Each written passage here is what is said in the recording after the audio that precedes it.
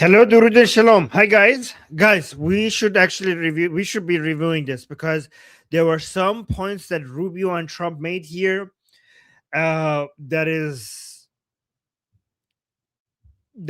were shocking, and it's going to mean to us Iranians. It is telling about regarding what Trump's policy might be with Khamenei. There are some good points, and there are also some worrying points. The fact that Trump is following through with his promises means that the fact that he came out and posted that he's going to be supporting the Iranian people against the regime if the regime keeps killing the Iranian people. And by the way, I just got news from Tehran. 5 more people just died. 5 more people were confirmed killed in just Tehran. 20 in Elam just today. So, and Trump said that if the Islamic Republic continues killing the Iranian people, he is going to get involved and he's going to defend the Iranian people. And Trump has been following through with his promises so far with Nigeria and Venezuela. Like, he is taking action. So the expectation seems to be by many Iranians, justifiably, that he's going to follow through with this one as well. I don't know when, but hopefully soon, because Iranian people are now dying. Like, it's getting bad. Like, the regime is actually starting to kill Iranians in the streets. The numbers are increasing, the number of murders by the Islamic Republic. So we're hoping that Trump gets involved. However, there are a couple of things that we heard in this discussion, in this briefing, regarding the arrest of Maduro, that are a bit worrying. And I will tell you what the Iranian people, what the strategy is to respond to it. Regarding Machado and Trump's announcement that Machado is not that popular, and they're basically going to govern Venezuela themselves until further notice. And the oil, there's a lot of oil discussion. And again, the similarities between Venezuela and Iran are a lot. Like, they have Maduro, we have Khamenei. They have Machado, we have Prince Reza Pahlavi. They have oil, we have oil. Trump threatened their regime, and Trump also threatened the Islamic Republic. So there are people within the Maduro regime that want to keep power even though Maduro is gone. There are people within the Islamic Republic that want to maintain their power even if Khamenei is gone. So the similarities are a lot. So what happens to Venezuela might be an indication of what's going to be happening in Iran. So we need to pay real close attention. How's my audio in the chat? Everything okay? I already got a super chat. Thank you so much for the support. Amir from Israel just gave us a super chat. Thank you, guys. Am Israel Chai, everyone. Javid Shah and Am Israel Chai. Let's just get right into this. There's a lot that we need to go through. And don't forget to like the stream. Oh, thank you. Thank you. People are saying it's fine. And we appreciate you being here. Late last night and early today, at my direction, the United States Armed Forces conducted an extraordinary military operation in the capital of Venezuela. Overwhelming American military power, air, land, and sea, was used to launch a spectacular assault. And it was an assault like people have not seen since World War II. It was a force against a heavily fortified military fortress in the heart of Caracas to bring outlaw dictator Nicolas Maduro to justice. This was one of the most stunning, effective, and powerful displays of American military might and competence. Guys, it really was. It was the most impressive. Like, this past couple of years, since October 7th, we have seen things that I thought you only see in Hollywood movies. First, Israel, with Hezbollah, with the beepers, and then the 12-day war. It was all so impressive. And then United States And now this, like a 30-minute, I used to say it's a 3-hour regime change, but apparently it took them 30 minutes, a 30 minutes removal of of a head of a government. It's absolute, like the American might at display here. Holy, like all the enemies of America should be very, very afraid right now. They should all be very afraid. We got a super chat saying, why was the statue of the Roman Emperor Valerian kneeling before Emperor Shapur being unveiled in Tehran in November? Oh, actually, that's actually a good question, because the Islamic Republic knows that the Islamic narrative in Iran is not working and the Iranian people don't give a shit. So they are trying to use nationalist imagery as a way to gain the favor of the Iranian people. So they're using ancient Iranian history, our symbols are patriotic symbols in Iran, and so the Islamic Republic for the past 47 years, the Islamic Republic uses Islamic history and Islamic symbolism to try to but the Iranian people, the nationalists and the patriotic Iranian people, they use ancient Iranian narratives and symbolism. So recently, given that the Islamic Republic feels very weak, they were trying to and failing to gain some favor, some popularity by the Iranian people by trying to act like they're nationalists now. So that's the reason. Good question. In American history. And if you think about it, we've done some other good ones, like the attack on Soleimani, the attack on al-Baghdadi, and the obliteration and decimation of the Iran nuclear sites just recently in an operation. I like how much Iran is on top of his mind all the time. Like even when he's giving a speech regarding some like Venezuela, even when like people ask him about stuff that has nothing to do with Iran, Trump recently just constantly mentions Iran, even when the topic is not Iran, which shows that Iran is like, I think something is about to happen because he's constantly talking and thinking about Iran. Known as Midnight Hammer, all perfectly executed and done.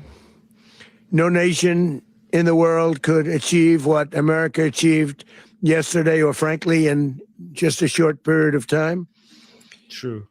All Venezuelan military capacities were rendered powerless as the men and women of our military, working with U.S. law enforcement, successfully captured Maduro in the dead of night. It was dark. The lights of Caracas were largely turned off due to a certain expertise that we have. It was dark and it was deadly. But captured along with his wife,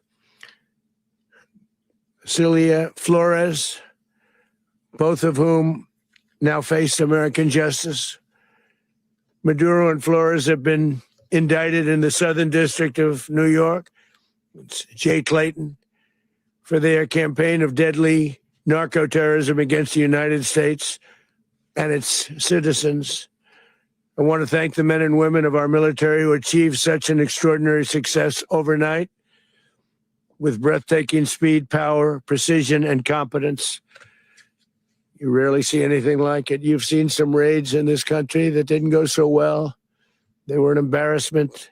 If you look back to Afghanistan, or if you look back to the Jimmy Carter days, they were different days. We're a respected country again, maybe like never before. These highly trained warriors operating in collaboration with U.S. law enforcement caught them in a very ready position. They were waiting for us. They knew we had many ships out in the sea, just sort of waiting. They knew we were coming.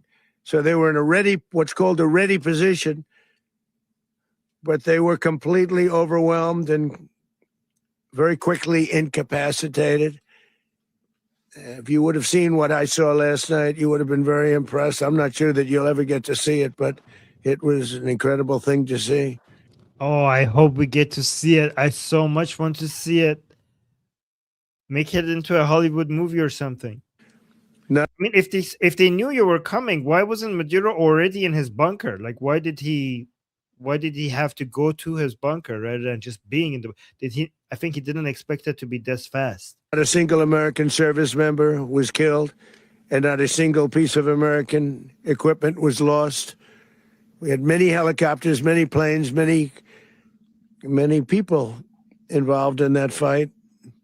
But think of that, not one piece of military equipment was lost, not one service member was, more importantly, killed. The United States military is the strongest and most fearsome military on the planet by far.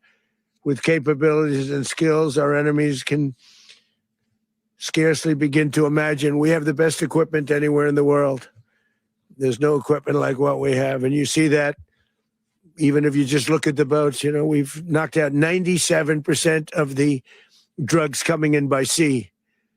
90%. Each boat kills on average, 25,000 people. We knocked out 97%. And those drugs mostly come. Is that actually a true number? If that is a true number, then the classification of weapons of mass destruction would fit. Is that right? From a place called Venezuela. We're going to run the country until such time as we can do a safe, proper, and judicious transition. So we don't want to be involved with having somebody else get in, and we have the same situation that we had for the last long period of years. So we are going to run the country until such time as we can do a safe, proper, and judicious transition. What? Look at this is the part that is like a little bit concerned. I mean, very concerning. Well, listen to this. Long period of years. So we are going to run the country. So he's saying we are going to run the country. So the transition period is going to be done by America rather than Machado. So is that their plan for Iran? Because that would be not good. I hope that's not their plan for Iran, because we already have a really good transition plan for Iran.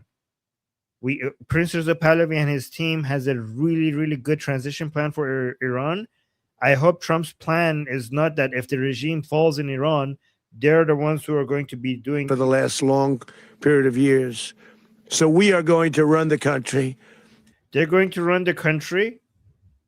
Like, guys, Venezuela just became the 51st state of the United States for the foreseeable future, apparently. What? Okay.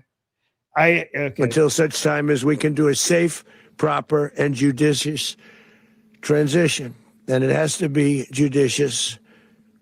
What do you guys think about that? Do you think that they have a similar plan for Iran? I hope not. Because that's what we're all about. We want peace, liberty, and justice for the great people of Venezuela. And why not, guys? Why not just give it to Machado? Machado has a lot of. I mean, he claims that she doesn't have support, but Machado has the highest amount of support for Venezuela. Why not let her lead the transition? That includes many from Venezuela. Oh, sorry. Saying I think Trump would feel that Pahlavi is strong enough.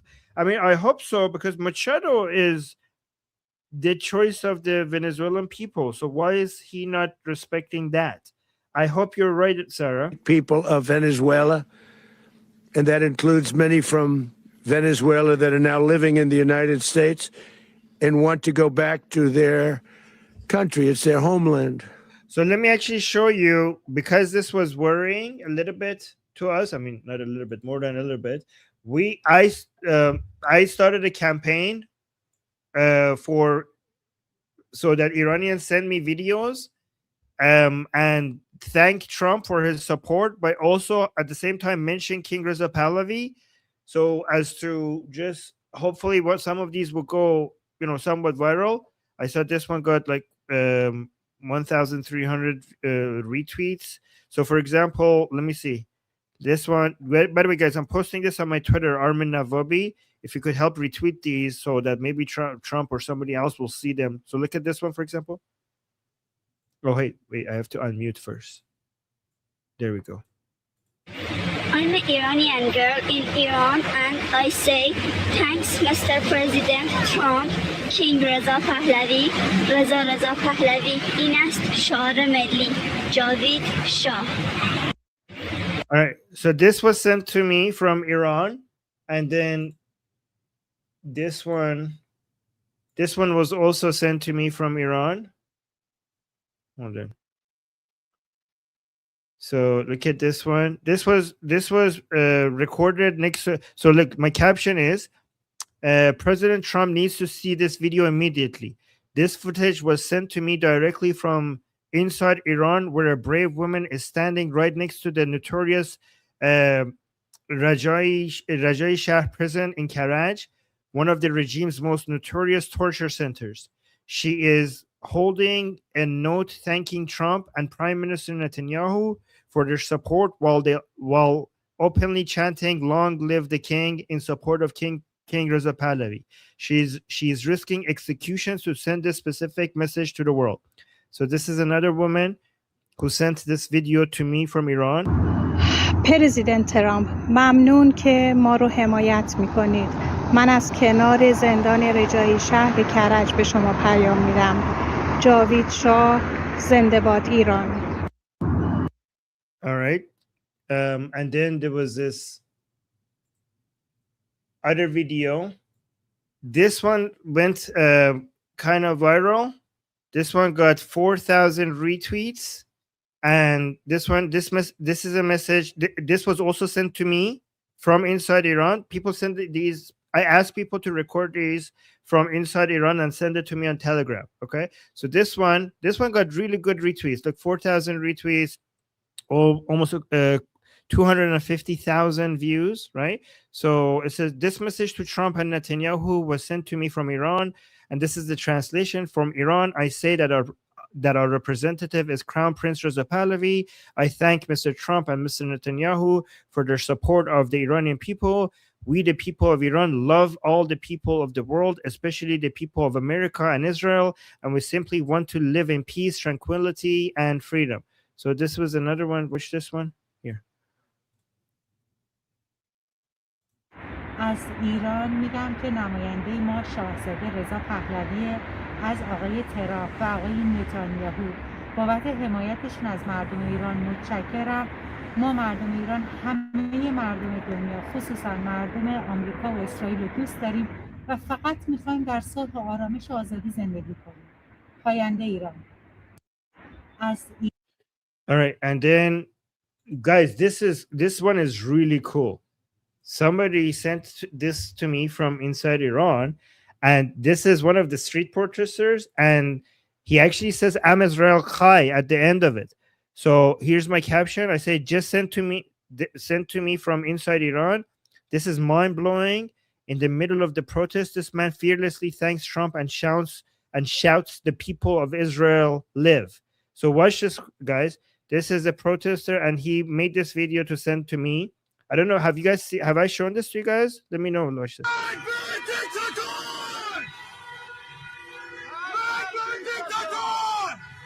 Exclusively for atheist republics from Mashhad. Thank you, Armenians and Iran. Thank you, Donald Jr. Trump, for taking out the fucking Maduro. Oh shit, they're coming. What are they? I'm Israel Chai!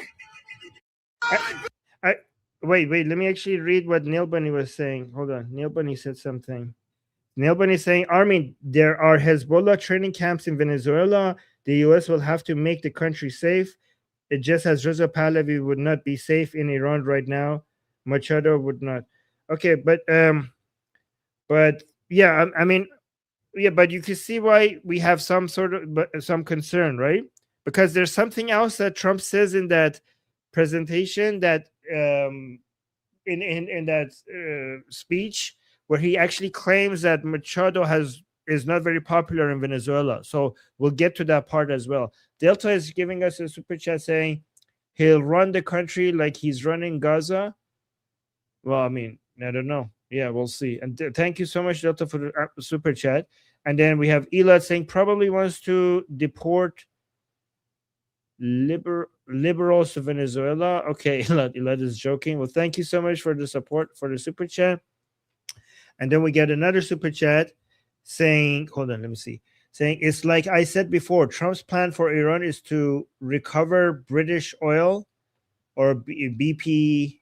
Okay, so yeah, the BP. Or, yeah, I remember. By the way, my grandfather used to work for BP in Iran, and the U.S. So you're saying they're trying to recover British oil, and the U.S. Trump will probably get 25% BP. What is it? Yeah, what? That is the name of the American organization. I think they used to partner up with each other. Yes, we'll get 50%. Israel will get 15%, and Iran will get 10%. No, I don't think so. I think. Thank you for the super chat, but it's not going to be. Obviously, it's not going to be that extreme. And they're not going to just take Iranian oil. It never works like that. It's about buying Venezuelan oil or Iranian oil, but the terms of the agreement might favor American companies a bit more compared to the Venezuelan companies or the Iranian companies. But it's never to the point that they just come take the oil without actually paying for it. They might get just some favorable deals. But guys, let's just watch this video one more time because this was crazy. Look at this, like saying Am Israel Chai in the middle of the protests in Iran. Like people are shouting Am Israel Chai in Iran while they're protesting against the regime. Watch this again. So he says Magbar dictator, which means death to the dictator. Exclusively for atheist republics from Mashhad. Thank you. So he says, for my dear Armene. Oh, that's so sweet. Thank you, Armenians, and Iran. Thank you, Donald Jr. Trump, for taking out the fucking Maduro. Oh shit, they're coming. What are they? I'm Israel Chai! Okay, I hope he stays. I hope if he's seeing this, he stays safe. Let me show you one more video that I received from Iran. Okay, so these two ladies, they sent me this video. They made their own homemade flag of the lion and sun flag of Iran, right? Look at this. They made it. This is homemade, right? And they tell me like, Armin, we just made this. We're gonna go hang. Let me actually read the my caption. I said, a brave group of Iranians in the city of Ramsar in Iran just sent me this footage. They filmed themselves preparing the outlawed lion and sun flag of Iran and then successfully hung it over a major highway for everyone to see. While she films, she chants, long live the king, King Reza Pahlavi. This is happening right now. So this was, by the way, this was from just hours ago. Okay, so watch this one. آرمین ما اینا رو آماده کردیم میخوایم صبح بریم از پل آبر پیاده آویزون کنیم ویدیو میگیرم برات میفرستم به امید پیروزی جاوید شاه کینگ رضا پهلوی. So she's saying, in hope of freedom, in hope of victory, Javid Shah, King Reza Pahlavi. And look, they went and they put it, they hung it from the the bridge right on top of a road in the city. It's a city of Ramsar. You could actually see the sign also that it's Ramsar city in Iran.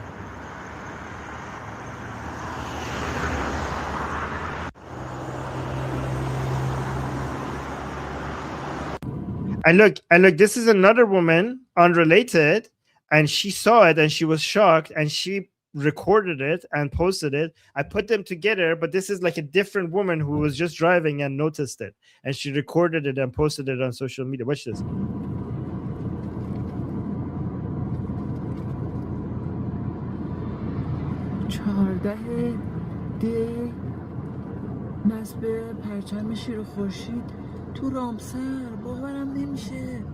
So she's saying this is from yesterday. So she gives the date and she gives the location, and she's like, in Ramsar, in the city of Ramsar, they put the lion and sun flag. They put it here. I can't believe it. It's so amazing because two ladies sent me a video saying that we're gonna go hang this from the bridge, and then a separate lady posted like the same flag on social media saying like, oh my god, look at this flag. I'm like, It's so amazing that.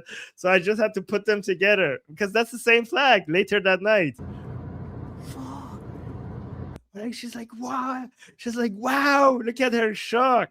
So these ladies went and like they say, Armin, we're gonna go do this, and then they recorded doing this, and then this lady was like, oh my god, wow. These are not connected, but it's amazing. Watch this.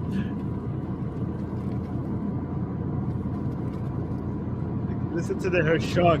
14 دی نصب پرچم شیر خورشید تو رامسر باورم نمیشه. Oh, I can't believe it. All right, before we go back to Trump and Rubio, just one more thing I need to share with you guys from Elon Musk. What happened here? Guys, did you guys see this? Elon Musk responded to Khamenei on Twitter, on X or whatever. Sorry, Elon. X, not Twitter. So Khamenei posted this saying, we will not give in to the enemy. And Elon Musk responded in Persian saying, Zehi khiyal batel, which is a Persian saying that means like keep dreaming, but it's not like it's a saying. It's not. It's weird that he knows this saying. I don't know how he knows this, but he actually responded to Khamenei in Persian. Khamenei is speaking in English, and Elon Musk responded to him in Persian. Oh my god, I couldn't believe this. I was like, what the hell? This was like Elon Musk speaking Persian to Khamenei. What? I never thought I would see the day, but yeah, somebody saying he's autistic, he knows everything. Yeah, that makes a lot of sense actually. But anyways, Iran, like when this happened, like Iranians were sharing this everywhere on social media, because I don't know if you understand how, like, this is not like a normal way. This is like he's using a traditional Iranian saying. He's not just saying like, oh, keep dreaming. He's using like a literally like something that is a like a metaphor. I don't know, but here actually let me explain. After people saw him using that kind of a language, like Persian language, so people went on Iranian social media and they made this. Okay, because that's what that's the type of language he's using. It's like, oh, he's actually really good in Persian literature as well, apparently. anyways, let's go back to Trump. Okay. We can't take a chance that somebody else takes over Venezuela that doesn't have the good of the Venezuelan people in mind. We've had decades of that. We're not going to. It's like poetry. He didn't just use a normal way to respond. He used like something that is poetic in Persian. To let that happen. We're there now, and what people don't understand, but they understand as I say this, we're there now, but we're going to stay until such time as the proper transition can take place. So we're going to stay until such time as we're going to run it essentially until such time as a proper transition can take place. As everyone knows, the oil business in Venezuela has been a bust, a total bust for a long period of time. They were pumping almost nothing by comparison to what they could have been pumping and what could have taken place. Yeah, true. See, like, I don't agree that Trump is just going to come steal Venezuela's oil. Okay, so that's not the concern. I think that is naive. In fact, Venezuela is going to benefit from this. They're going to come buy Venezuelan oil, and Venezuela, like the underlying infrastructure that Venezuela needs to be able to sell its oil properly to the world is not there. So now it's going to be a win-win for America and Venezuela. Venezuela is going to properly sell its oil and make more money, and America is going to have access to more energy. So the concern is not like stealing Venezuela. Like, I think that is like a very low level analysis, like, oh, America comes and steals other countries' natural resources. They don't. That's not how it works. Okay, so anybody who exaggerates that far, they don't know. Like, they don't understand geopolitics. The more nuanced and genuine concern is that in the agreements that you have, because America is such a powerful country and they have so much leverage, the agreements between the two countries' companies is going to favor more in direction of the American companies to a point that it might seem unfair. But honestly, I don't think that we get to be that picky as Iranians and Venezuelans, because we just got our country back. So if the cost of getting our country back is a somewhat more favorable deals to American companies, I think we should be able to live with that. I think we should, like, the problem is that we have so much national pride, like Iranians have so much national pride, that it's going to be hard for us to convince them to live with that, because they just got their country back, right? However, there's two concerns here, right? We just want to make sure that eventually Pahlavi will be ruling in Iran. Okay, whatever steps that we have to take to get there, as long as the eventual destination is Pahlavi rule, because that's the choice of the Iranian people. That's one thing that we want to make sure. Like, I hope if Venezuela wants Machado, they get Machado, and Iran definitely wants Pahlavi, so we should get Pahlavi. So I hope America doesn't get in the way of that. But another thing that worries me is the, like, Iranian people. I hope, because I think the prince might have to accept some favorable some points in favor of American companies, so that Trump doesn't pick someone else to support in his place instead. Like, I think that Iranians have to just, national pride is good, but in this situation they have to be careful not to let it make some of them anti-Prince Reza Pahlavi just because he gave too much to America. Because we might be in a situation that if he doesn't give enough to America, enough oil and gas favors to American companies, then Trump might support somebody else instead. So we have to think about survival more than our pride, and just accept that America is powerful enough that this is how. We should just focus that we got our country back, and our oil and gas is going to China with very low prices anyway. China is already technically stealing our oil anyways.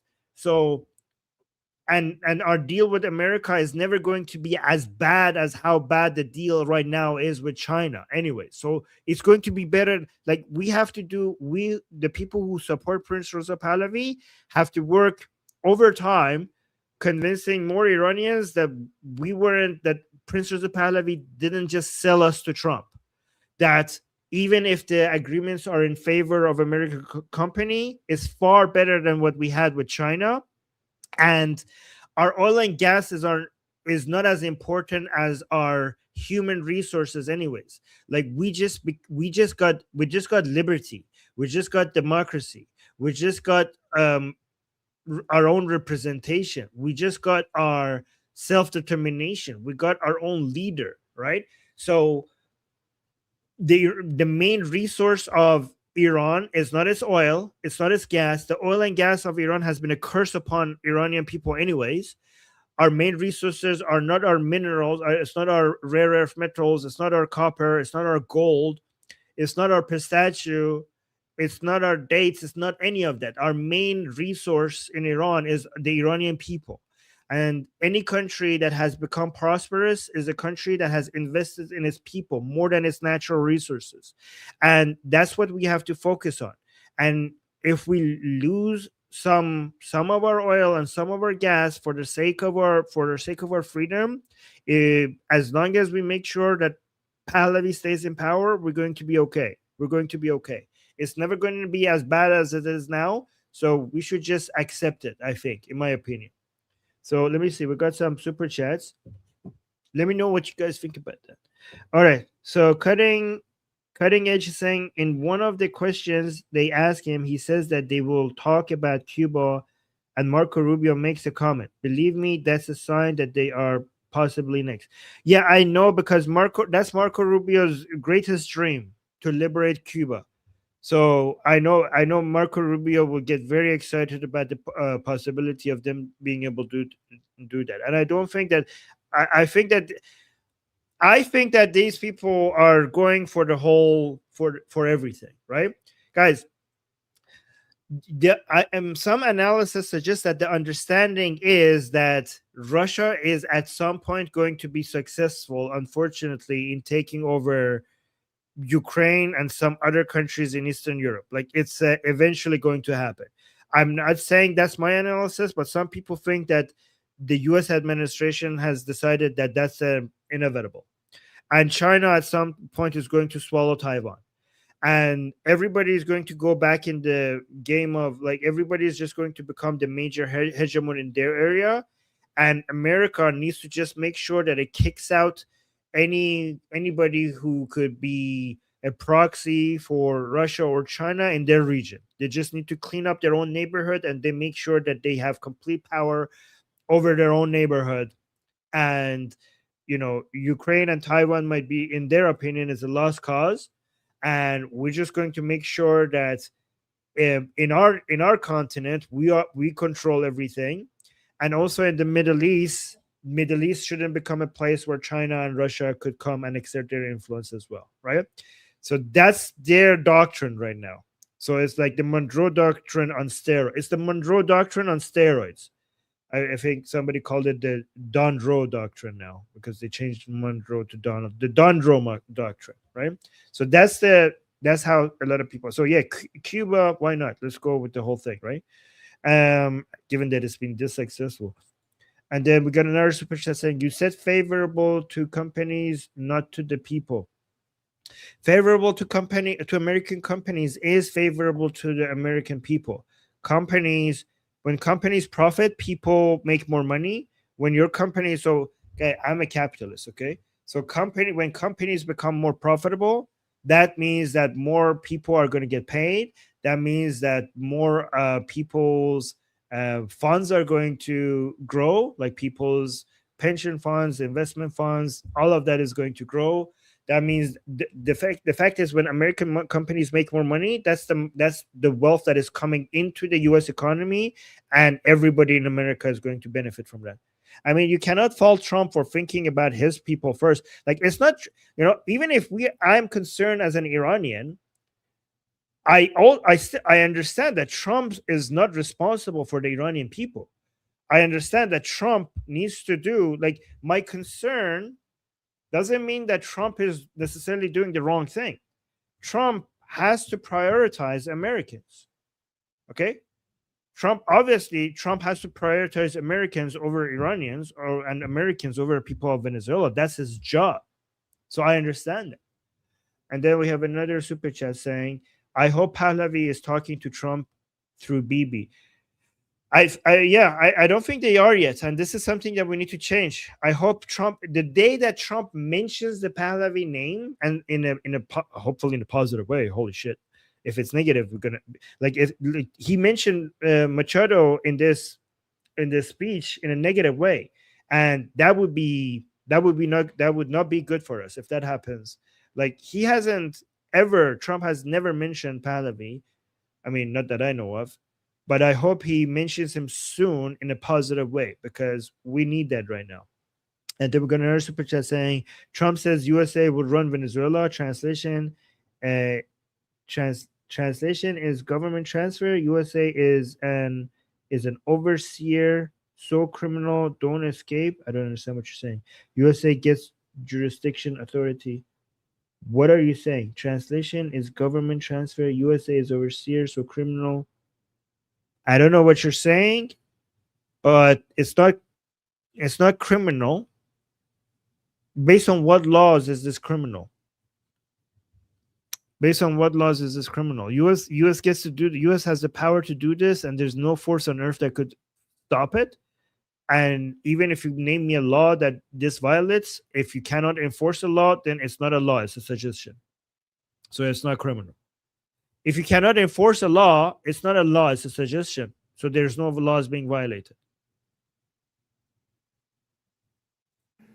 We're going to have our very large United States oil companies, the biggest anywhere in the world, go in, spend billions of dollars, fix the badly broken infrastructure, the oil infrastructure. Guys, let me tell you something. A lot of you got your priorities wrong. Even if you hate Trump, okay, this is about competing with the rest of world powers right now, right?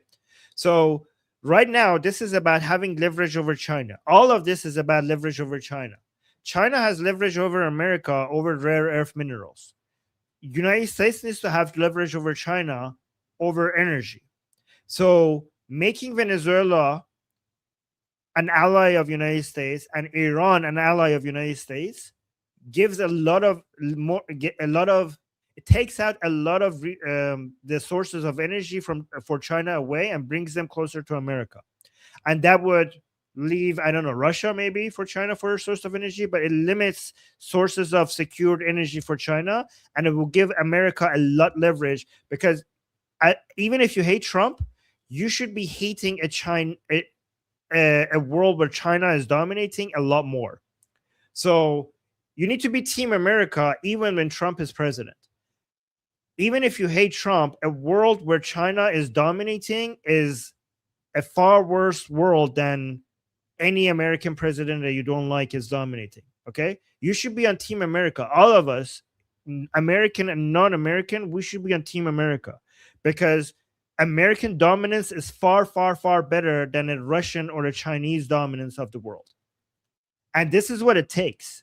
You might say why are they doing this? It violates that law. It violates that principle. Who gives a shit? Who gives a shit? You know who doesn't give a shit? Putin doesn't give a shit. China, the CCP doesn't give a shit.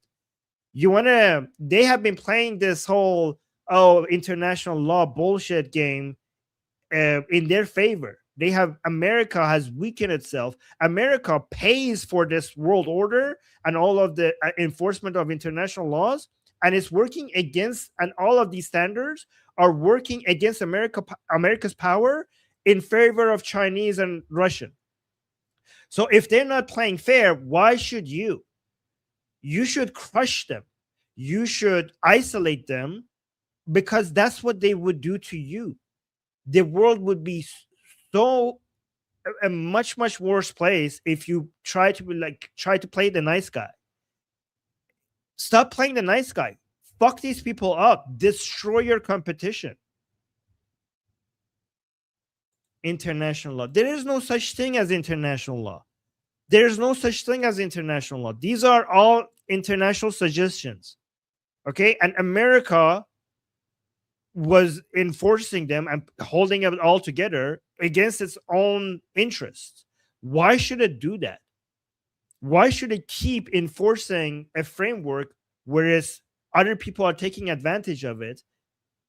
I mean, think about it. Like a country like Canada, that its entire existence depends on American support, comes and recognizes Palestine as a country, the enemy of America's main ally in the Middle East. Like, talk about ungrateful. Like, why should America tolerate these bullshit? All of these international norms that is being paid for, the American military, American taxpayers are paying for the military that is upholding laws that other countries are using against American interests. Why should America tolerate that? We got some super chats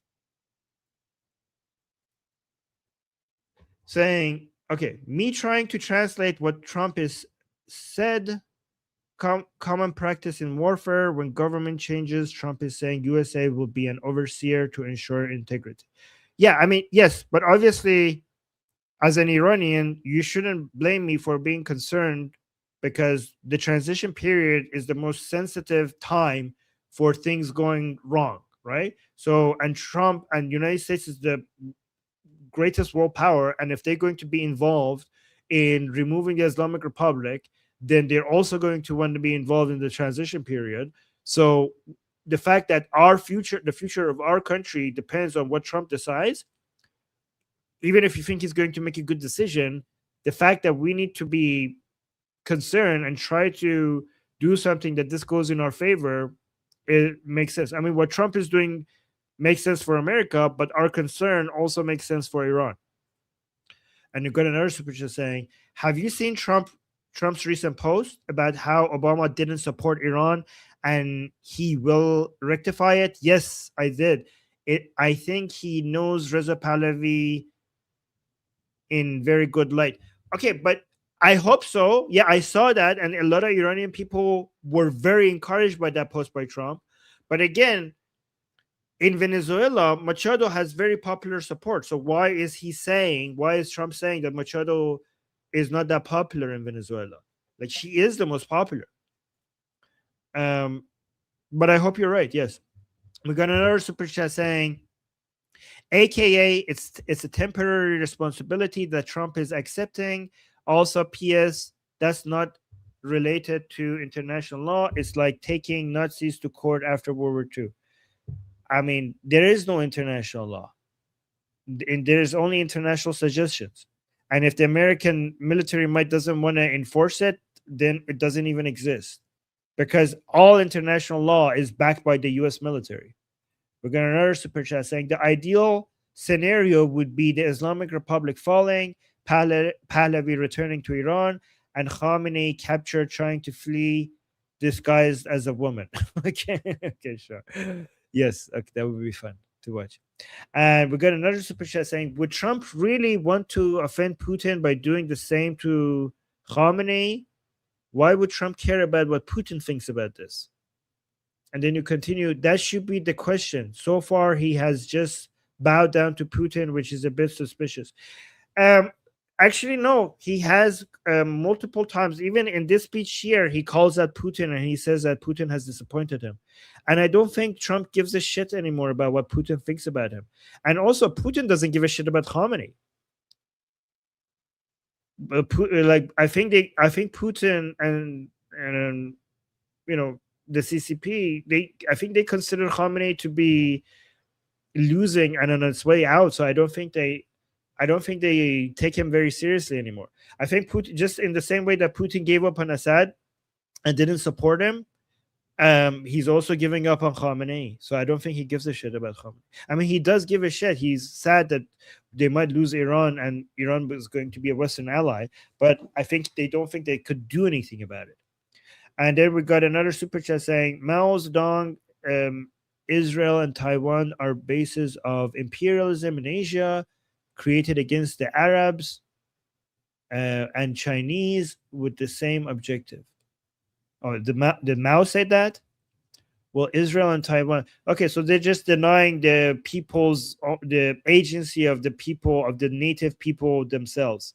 Yeah, to a communist mind, everything you don't like is a force of imperialism, completely denying the will and the agency of the people who live there. I mean, I bet you he didn't actually ask the local people living there what they think. He just came up with that opinion because he just doesn't, because they don't. Communists just call everything I don't like is either imperialism or Zionism. And it's interesting because they actually take part in imperialism more than the people they accuse of imperialism. Sure.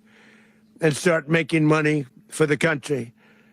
And we are ready to stage a second and much larger attack if we need to do so. So we were prepared to do a second wave if we needed to do so. We actually assumed that. You know, I like it when Trump just doesn't read from a note. He's a lot more energetic when he's just talking and not reading from a note. The second wave would be necessary, but now it's probably not. The first wave, if you'd like to call it that, the first attack was so successful, we probably don't have to do a second, but we're prepared to do a second wave, a much bigger wave, actually. You see how much more interesting he sounds when he's just talking about his opinions rather than reading the notes? This was pinpoint, but we have a much bigger wave that probably won't have to do. This partnership of Venezuela with the United States of America, a country that everybody wants to be involved with because of what we were able to do and accomplish, will make the people of Venezuela rich, independent, and safe. And it will also make the many, many people from Venezuela that are living in the United States extremely happy. They suffered. They suffered. So much was taken from them. They're not going to suffer anymore. The illegitimate dictator Maduro was the kingpin of a vast criminal network responsible for trafficking colossal amounts of deadly and illicit drugs into the United States. By the way, regardless of your opinion of Trump in the chat, are you guys not happy that Maduro is removed from Venezuela? Let me know in the chat, because I know some of you love Trump and some of you hate them in the chat. But regardless of what you think about Trump, isn't it worth celebrating that Maduro is gone? Like, can we at least agree on that? Oh, also, what? Sun Yat-sen was a Zionist. Oh, thank you for the super chat. Appreciate that. Yes, people are saying happy. Yes, yes, yes. Okay, good. Okay, we could agree on that at least, right? Alleged in the indictment, he personally oversaw the vicious cartel known as Cartel de las Solas, which flooded our nation with lethal poison, responsible for the deaths of countless Americans, the many, many Americans, hundreds of thousands over the years of Americans died because of him. Maduro and his wife will soon face the full might of American justice and stand trial on American soil. Please make it public. Oh my God. Guys, if you're not a YouTuber, if you're not a live streamer, I can tell you right now, every politics related live streamer is praying right now that the trial will be public. Okay, because this would be so good to react to. Oh my God. Imagine if we get that. Please make it public. Delta saying, good he's gone, but his regime is still in power. Well, is it though? I mean, I know that their TV, their national TV is still broadcasting Maduro propaganda, but at the same time, the people in the streets are celebrating and dancing, and they're happy that Maduro is gone. And I don't see how. Yeah, we'll see. I mean, Trump is announcing that they're going to go there and manage the country. I don't know if they could stop that. The VP fled to Russia? Really? Okay. Really? Right now, they're on a... Yeah, somebody said, yeah, I thought his VP is in power. But now Neil Bunny is saying the VP fled to Russia. Is that true? Ship they'll be heading to, ultimately, New York. And then a decision will be made, I assume, between New York and Miami or Florida. But we have people where the overwhelming evidence of their crimes will be presented in a court of law. And I've seen it. I've seen what we have. It's both horrible and breathtaking that something like this could have been allowed to take place.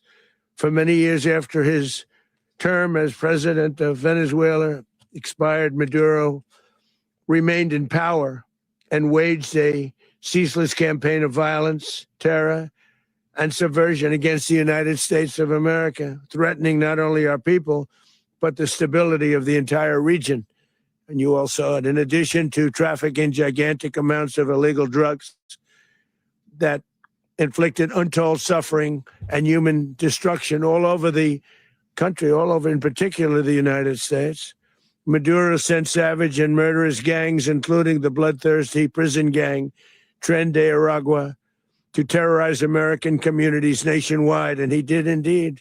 They were in Colorado. They took over apartment complexes. They cut the fingers off people if they called police. They were brutal, but they're not so brutal now. And I just have to congratulate our military, Pete, and everybody, and our National Guard, because the job that they've done, whether it's in Washington, D.C., where we have a totally safe city, where it was one of the most unsafe cities anywhere in the world, frankly. And now we have no crime in Washington, D.C.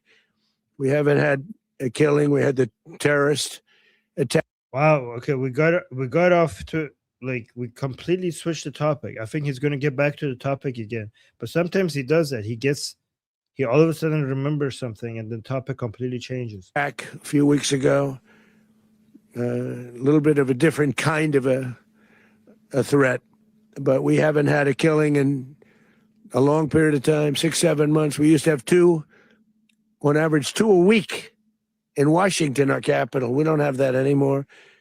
The restaurants are opening. Everyone's happy. They're walking their daughters. They're walking their children, their wives. They walk to restaurants. Restaurants are opening all over Washington, D.C. So I want to thank the National Guard. I want to thank our military. And I want to thank law enforcement. Oh my gosh, guys! Everybody's saying 6-7 in the chat. Did he just say 6-7? I didn't even notice it. Okay, guys, there's a new report that says that Trump was convinced that they should remove Maduro because him dancing, Maduro's dance annoyed him. Have you guys heard this? So in the weeks leading up to his capture, Maduro was seen at rallies mocking Trump. Specifically, he was filmed dancing to a remix of his own "No War, Yes Peace," speech and mimicking Trump's signature double fist pumping dance move. Several news outlets, such as The Guardian, have reported that Trump was not amused by the mockery and that this personal annoyance contributed to the decision to launch the operation to extract him. Okay. Okay. Okay, that's interesting. Oh my God. Enforcement been amazing, and they should do it with more cities. We're doing it, as you know, and we're doing it in Memphis, Tennessee right now, and crime is down. We've just sort of started a few weeks ago. Can we get Khamenei to dance, guys? Can anybody get Khamenei to dance with the mock Trump or something? That would be great. I mean, Khamenei has mocked Trump a couple of times, so hopefully that works. And a lot of regime officials in Iran have responded to Trump saying that he's going to support the Iranian people by threatening American soldiers in the region. So I hope that gets on Trump's nerve somehow. Like, I hope he gets pissed off by that and he does something about that. But crime is down now 77%. And the governor of Louisiana called, great person, and he wanted us to help him, as you know, in a certain very nice part of Louisiana. And we have done that. And it was a rough section, and we have crime down. I understand it's down to almost nothing already after 2.5 weeks. New Orleans, it's down to almost nothing, and we've only been there for 2.5 weeks. Can't imagine why governors wouldn't want us to help. We also helped, as you know, in Chicago, and crime went down a little bit there. We did a very small help because we had no working ability with the governor. The governor was a disaster and the mayor was a disaster, but it knocked down crime. But we're pulling out of there when they need us. We'll know. You'll know. You'll be writing about it. And likewise, Los Angeles, where we saved Los Angeles early on, where the head of the police department made a statement that if the federal government didn't come in, we would have lost Los Angeles. That's long after the fires. That's when they had the riots in Los Angeles. We did a great job. Got no credit for it whatsoever, but that's okay. It doesn't matter. We don't need the credit. But we'll be pulling out when they need us. They'll call, or we'll go back if we have to. We'll go back. But we did. By the way, guys, if you disagree with Trump and you think this violates international law, and if you want to make it, because I think I support what Trump had done here, okay?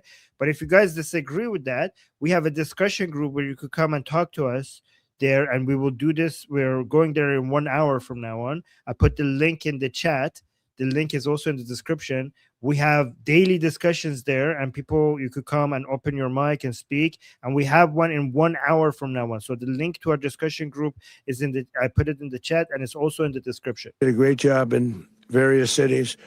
But the place that we're very proud of is Washington, D.C., because it's our nation's capital. We took it from being a crime-ridden mess to being one of the safest cities in the country.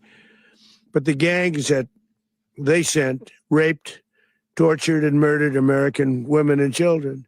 They were in all of the cities I mentioned, Tren de Aragua, and they were sent by Maduro. Honestly, guys, I don't think this was about drugs. I think this was about oil, but not for America, but to isolate China. I mean, we had that discussion in our group actually about this as well. Okay, it's about isolating China. It's America has plenty of oil, but it's about making sure that Venezuela is not getting close to America's enemies in that neighborhood. It's not. That's what I think it's about. It's about maintaining American power in its own continent. And I don't think it's about drugs, even though it helps with reducing drugs getting to the United States. I think it's about oil, and I think that's a good reason. If you need to make it about drugs to sell it in America, go ahead and do that. I don't see any problem with Trump using the drugs narrative to get enough political support for something that needs to get done. Like, unfortunately, the American people, if you go to them and tell them that, yeah, this is about oil, they're gonna think like, oh, then we shouldn't be doing it. But actually, that is a better reason to do it. That is a better reason to do it, because as bad as drugs are, Chinese dominance in the world is even worse.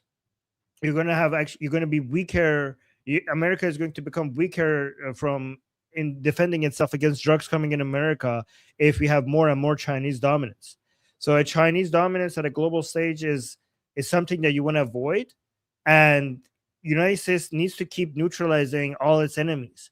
And this was a good thing to do. And when I say drugs was an excuse, I don't think that's a bad thing. I think it's a really good way. The best way to sell it, to get enough political power, political capital for you to be able to do such a thing. But I wish that we lived in a world where if you said like, hey, yeah, we're going to go for the oil, American people would be like, oh, yeah, fuck yeah, let's go get that oil. But we don't live in that world. So, yeah, make it about drugs. To terrorize our people. And now Maduro will never again be able to threaten an American citizen or anybody from Venezuela. There will no longer be threats. For years, I've highlighted the stories of those innocent Americans whose lives were so heartlessly robbed by this Venezuelan terrorist organization. Really one of the worst. One of the worst. They say the worst. Americans like 12-year-old Jocelyn. Guys, if you're American, you should be like, you're winning. You're winning bigly right now, right? You're on the winning side. Okay, your enemies are being destroyed one by one. I mean, look at Hamas, Hezbollah, thanks to Israel. A lot of them are being crushed. I mean, Russia will always be a problem, but Ukraine has put up a good fight, and they're going to be weaker, significantly weaker. And now Venezuela, and hopefully eventually the Islamic Republic. Like, you guys are like, why are you upset with your president? Okay, you're winning big. And I also don't understand Israelis who are upset with Netanyahu. He's destroying your enemies. Trump is destroying American enemies. Netanyahu is destroying Israeli enemies. Like, can't you just enjoy crushing your enemies for half a second before you go and criticizing Trump? Hold on, let me see. We got a super chat saying, Javid Shah, Am Israel Chai from Israel.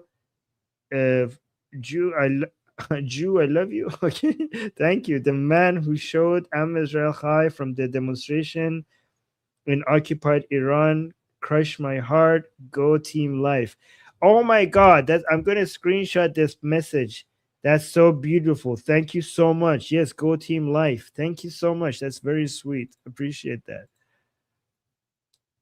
Yeah, so guys, I know that might doesn't make right, but when you are on the right side, then might does make right, because you need might on the right side. Okay, if Might doesn't make right, but when you are on the right side, it's good to have might. Nungary from Houston. Beautiful Jocelyn Nungary, what happened to her?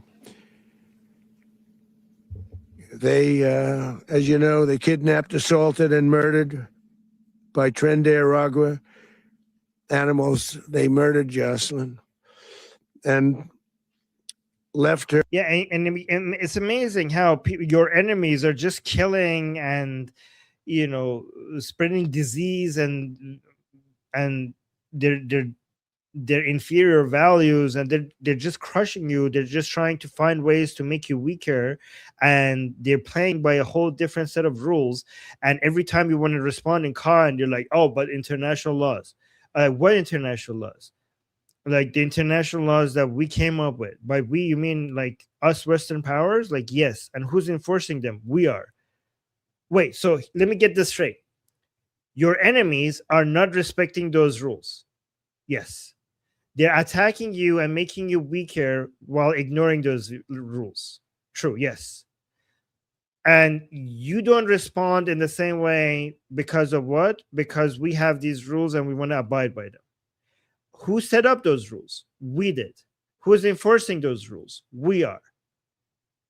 Isn't that suicide? Like, you know, you could just not, right? You know, you could just, if you're enforcing those rules, if those are the rules that you came up with and they're not respecting it, and you're the enforcer, you understand that if you violate them, there's nobody that comes after you because you are the enforcer. You are the enforcer. So who's going to come? Who's going to come punish America? What is this mythical international power that is going to come punish America for violating international law? And if there's nothing, if there's no power that is going to come and punish America for violating it, then does the rule even exist? It doesn't. I mean, we have laws are set by sovereign powers, right? When you have a law and you enforce a law, you're claiming sovereignty over a land. What is this power that is claiming sovereignty over planet Earth? Do we have such an entity? Do we have like a government that is claiming sovereignty over planet Earth? That's how you claim sovereignty, by having laws and enforcing them. So based on the international order that we are in, sovereignty belongs to nation states. There is no sovereignty above and beyond nation states. So so these are not even laws. These are just certain things that we thought might be a good idea if we abide by. And if all of a sudden they're not a good idea, then who's going to stop us? Who's going to stop us? Who's going to stop America? Which military is going to come and fight against American military because they violated an international law? Guys, just be, as an American, just be proud that you have the greatest army in the world and start acting like a superpower. Stop being such a bitch. Act like a superpower. They're dead under the bridge. There was a bridge that will never be the same to so many people after seeing what happened. As I've said many times, the Maduro regime emptied out their prisons, sent their worst and most violent monsters into the United States to steal American lives. And they came from mental institutions and insane asylums. They came from prisons and jails. The reason I say both, they sound similar. Actually, prisons a little bit more hostile, a little bit tougher. A mental institution isn't as tough as an insane asylum, but we got them both. They sent from their mental institutions. They sent from their jails, prisons. They were drug dealers. They were drug kingpins. They sent everybody bad into the United States, but no longer. And we have now a border where nobody gets through. In addition, Venezuela unilaterally seized and stole American oil, American assets, and American platforms, costing us billions and billions of dollars. They did this a while ago, but we never had a president that did anything about it. They took all of our property. It was our property. We built it. And we never had a president that decided to do anything about it. Instead, they fought wars that were 10,000 miles away. We built Venezuela oil industry with American talent, drive, and skill. And the socialist regime stole it from us during those previous administrations, and they stole it through force. This constituted one of the largest thefts of American property in the history of our country. Considered the largest theft of property in the history of our country. Massive oil infrastructure was taken like we were babies, so we didn't do anything about it. I would have done something about it. America will never allow foreign powers to rob our people or drive us back into and out of our own hemisphere. That's what they did. Furthermore, See, this is the Monroe Doctrine. This is a reference to the Monroe Doctrine. Out of our own hemisphere. Or under the now deposed dictator Maduro, Venezuela was increasingly hosting foreign adversaries in our region and acquiring menacing offensive weapons that could threaten U.S. interests and lives. And they used those weapons last night. Potentially in league with the cartels operating along our border. All of these actions were in gross violation of the core principles of American foreign policy, dating back more than 2 centuries, and not anymore. All the way back, it dated to the Monroe Doctrines. I did not know he's going to say that. Oh my God, he actually mentioned the doctrine. Okay, all right, guys, he mentioned it. And the Monroe guys, by the way, we have been saying this for a long time, that this is the new policy. Before other people start mentioning the Monroe Doctrine, we told you that America's new policy was just dominating their own part of the world and just letting the other world powers just be the hegemon in their area. And finally, we have a complete confirmation of that. Okay, I actually feel vindicated. Doctrine is a big deal, but we've superseded it by a lot, by a real lot. They now call it the Monroe Document. I don't know. It mentions the Monroe Doctrine as well. We went from Monroe to Monroe. This is the Monroe Doctrine. Is basically the Monroe Doctrine is the Monroe Doctrine on steroids. By a real lot. So yeah, so that means, guys, he's conferring that he's going to be just dominating their own part of the world. Okay.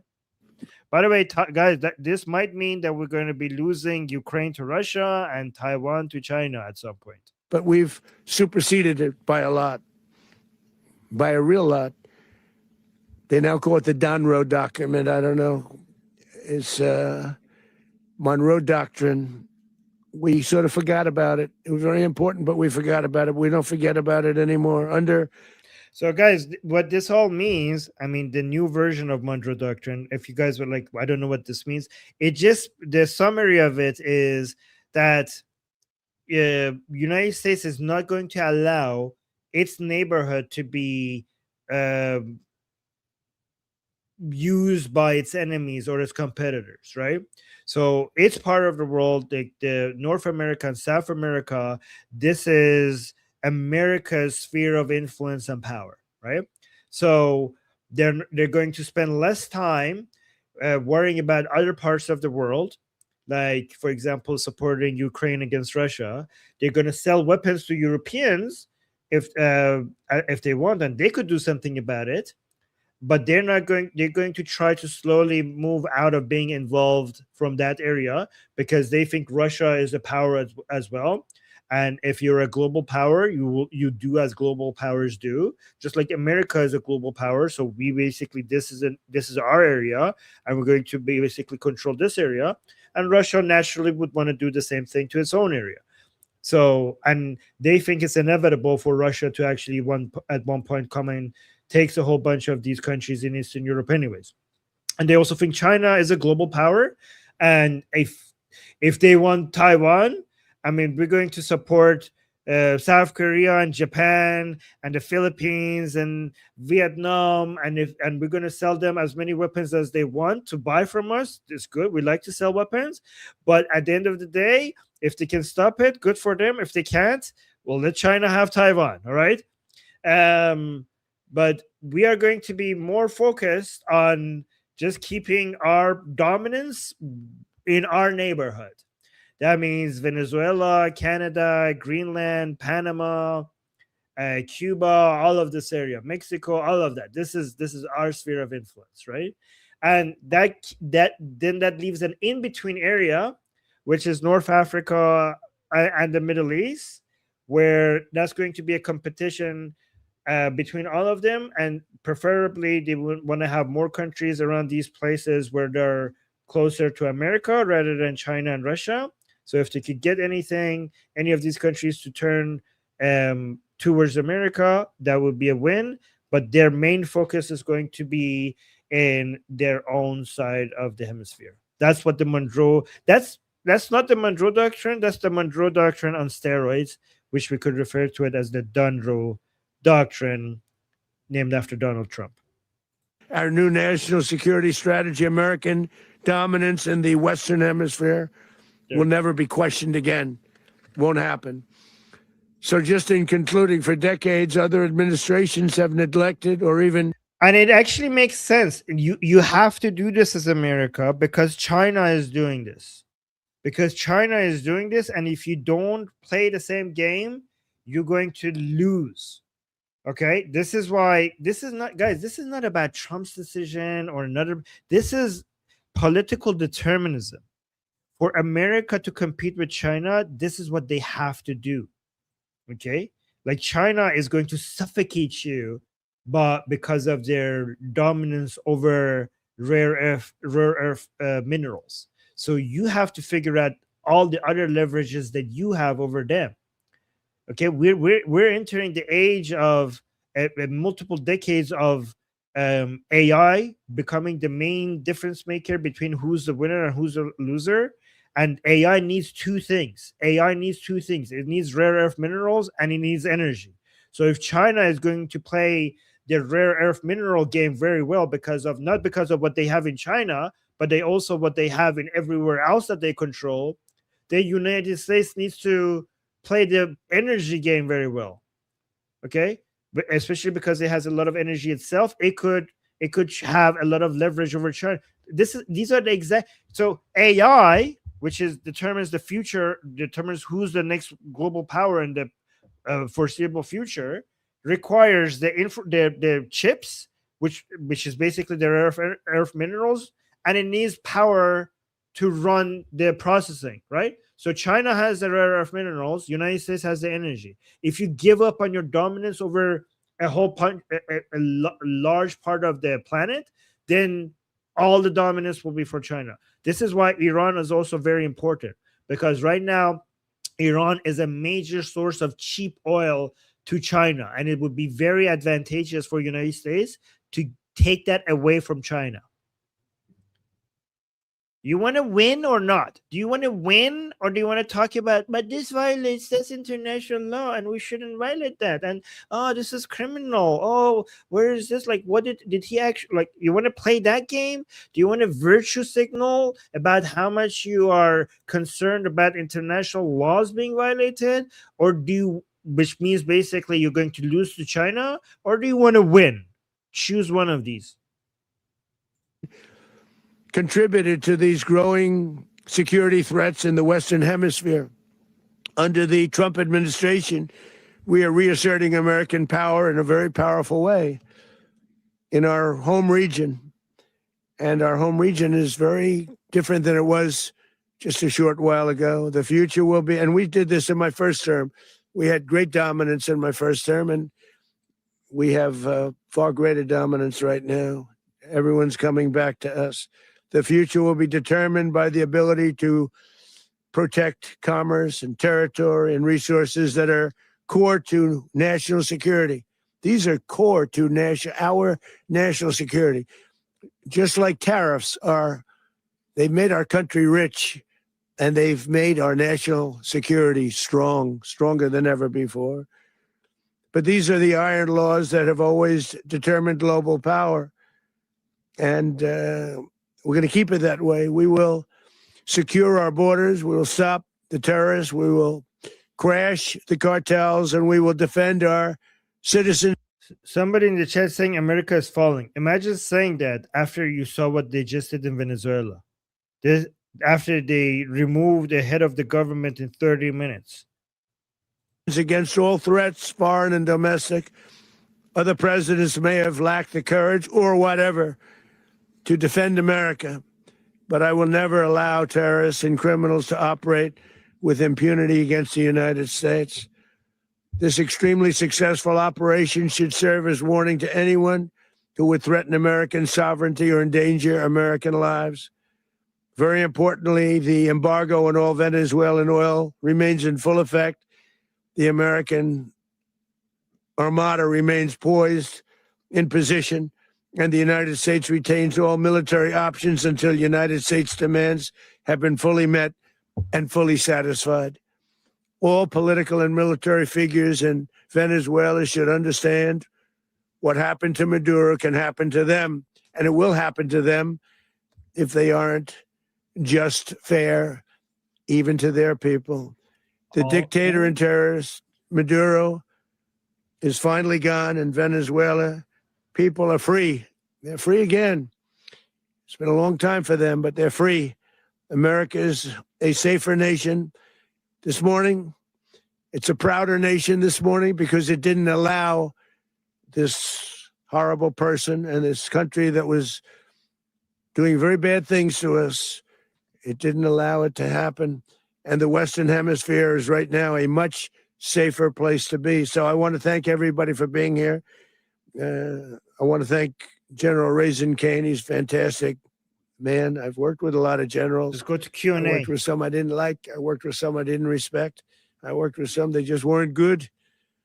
But this guy is fantastic. I watched last night one of the most precise attacks on sovereignty. I mean, it was an attack for justice.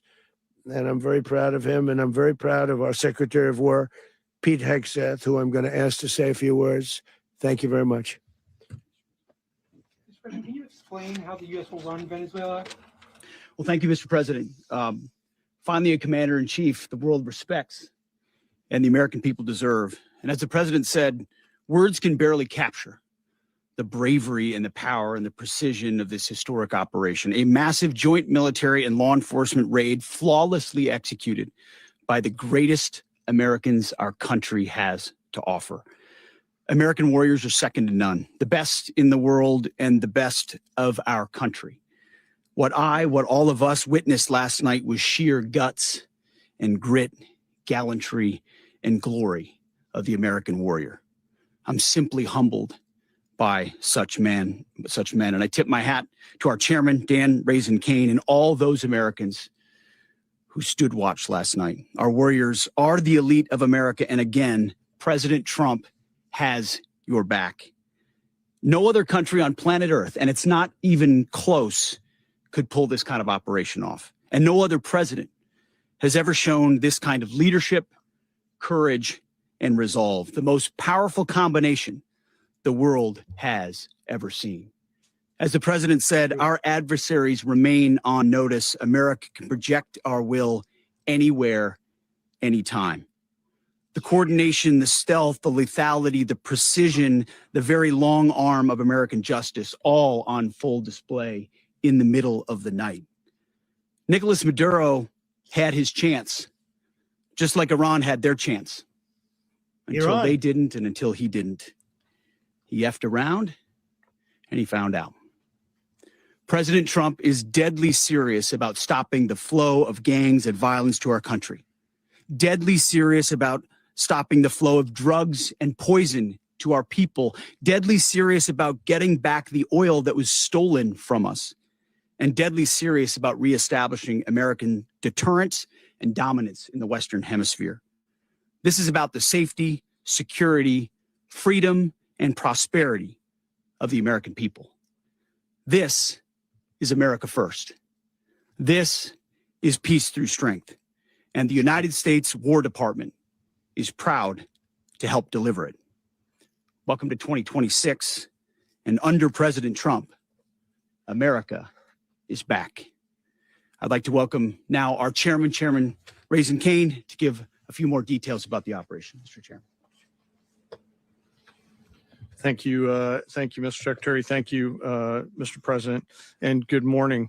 Last night, on the order of the President of the United States and in support of a request from the Department of Justice, as the President said, the United States military conducted an apprehension mission in Caracas, Venezuela, to bring to justice two indicted persons, Nicolas and Cecilia Maduro. This operation, known as Operation Absolute Resolve, was discreet, precise, and conducted during the darkest hours of January 2nd, and was the culmination of months of planning and rehearsal, an operation that, frankly, only the United States military could undertake. What I'd like to do this morning is talk to you through some of the preparation and the details without compromising any of our tactics, techniques, and procedures. There is always a chance that we'll be tasked to do this type of mission again. Our interagency work began months ago and built on decades of experience of integrating complex air, ground, space, and maritime operations. While the past 2 decades have honed the skills of our special operations forces, this particular mission required every component of our joint force, with soldiers, sailors, airmen, Marines, and Guardians working in unison with our intelligence agency partners and law enforcement teammates in an unprecedented operation. We leveraged our unmatched intelligence capabilities and our years of experience in hunting terrorists. And we could not have done this mission without the incredible work by various intelligence agencies, including the CIA, NSA, and NGA. We watched, we waited, we prepared, we remained patient and professional. This mission was meticulously planned, drawing lessons from decades of missions over the last many years, many missions over these last many years. This was an audacious operation that only the United States could do. It required the utmost of precision and integration within our joint force. And the word integration does not explain the sheer complexity of such a mission. An extraction so precise, it involved more than 150 aircraft launching across the Western Hemisphere in close coordination, all coming together in time and place to layer effects for a single purpose: to get an interdiction force into downtown Caracas while maintaining the element of tactical surprise. Failure of one component of this well-oiled machine would have endangered the entire mission, and failure is never an option for America's joint force. Those in the air over Caracas last night were willing to give their lives for those on the ground and in the helicopters. Let me talk a little bit about the preparation. After months of work by our intelligence teammates to find Maduro and understand how he moved, where he lived, where he traveled, what he ate, what he wore, what were his pets. In early December, our force was set pending a series of aligned events. Key was choosing the right day to minimize the potential for civilian harm and maximize the element of surprise, and minimize the harm to the indicted personnel, so as the President said, they could be brought to justice. And as the President said earlier today, weather in Venezuela is always a factor this time of the year. And over the weeks through Christmas and New Year's, the men and women of the United States military sat ready, patiently waiting for the right triggers to be met and the President to order us into action. Last night, the weather broke just enough, clearing a path that only the most skilled aviators in the world could maneuver through. Ocean, mountain, low cloud ceilings. But when tasked with a mission, this organization does not quit. At 10:46 p.m. Eastern time last night, the President ordered the United States military to move forward with this mission. He said to us, and we appreciate it, Mr. President, good luck and Godspeed. And those words were transmitted to the entire joint force. Over the course of the night, aircraft began launching from 20 different bases on land and sea across the Western Hemisphere. In total, more than 150 aircraft, bombers, fighters, intelligence, reconnaissance, surveillance, rotary wing were in the air last night. Thousands and thousands of hours of experience were airborne. Our youngest crew member was 20, and our oldest crew member was 49. And there's simply no match for American military might. As the night began, the helicopters took off with the extraction force, which included law enforcement officers, and began their flight into Venezuela at 100 feet above the water. As they approached Venezuelan shores, the United States began layering different effects provided by Spacecom, Cybercom, and other members of the interagency to create a pathway. Overhead, those forces were protected by aircraft from the United States Marines, the United States Navy, the United States Air Force, and the Air National Guard. The force included F-22s, F-35s, F-18s, EA-18s, E-2s, B-1 bombers, and other support aircraft, as well as numerous remotely piloted drones. As the force began to approach Caracas, the Joint Air Component began dismantling and disabling the air defense systems in Venezuela, employing weapons to ensure the safe passage of the helicopters into the target area. The goal of our air component is, was, and always will be to protect the helicopters and the ground force and get them to the target and get them home. As the force crossed the last point of high terrain where they'd been hiding in the clutter, we assessed that we had maintained totally the element of surprise. As the helicopter force ingressed towards the objective at low level, we arrived at Maduro's compound at 1:01 a.m. Eastern Standard Time, or 2:01 a.m. Caracas local time, and the apprehension force descended into Maduro's compound and moved with speed, precision, and discipline towards their objective, and isolated the area to ensure the safety and security of the ground force while apprehending the indicted persons. We got a super chat. Let me just quickly read that. Delta is saying, do you think that Atheist will fight the IRGC? I mean, that is the dream. I don't know, but that would be the dream. I mean, the dream would be for them to do a coup d'etat, but we'll see. We'll see. There are many defections from the Atheist towards the people towards Pahlavi, but we have to see. But thank you for the super chat. On arrival into the target area, the helicopters came under fire, and they replied with that fire with overwhelming force and self-defense. One of our aircraft was hit, but remained flyable, and as the president said earlier today, all of our aircraft came home, and that aircraft remained flyable during the rest of the mission. As the operation unfolded at the compound, our air and ground intelligence teams provided real-time updates to the ground force, ensuring those forces could safely navigate the complex environment without unnecessary risk. The force remained protected by overhead tactical aviation. Maduro and his wife, both indicted, gave up and were taken into custody by the Department of Justice.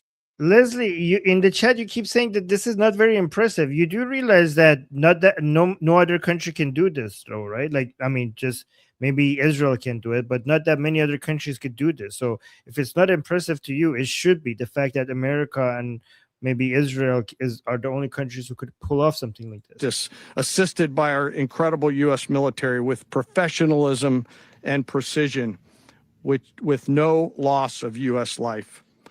After securing the indicted persons, the force began to prep for departure. Helicopters were called in to exfiltrate the extraction force, while fighter aircraft and remotely piloted aircraft provided overhead coverage and suppressive fire. There were multiple self-defense engagements as the force began to withdraw out of Venezuela. The force successfully exfiltrated and returned to their afloat launch bases, and the force was over the water at 3:29 a.m. Eastern Standard Time with indicted persons on board. And both Maduro and his wife were embarked aboard the USS The whole world should be grateful to America for doing this, because Maduro was supporting terrorism and supporting, Maduro was bad not just for America. Maduro was bad for Latin America. Maduro was bad for Israel. Maduro was bad for the Middle East. Maduro was supporting Hezbollah. Maduro was supporting the Islamic Republic.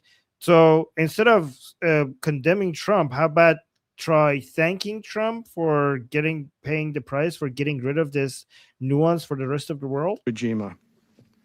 In closing, what we've witnessed today is a powerful demonstration of America's joint force.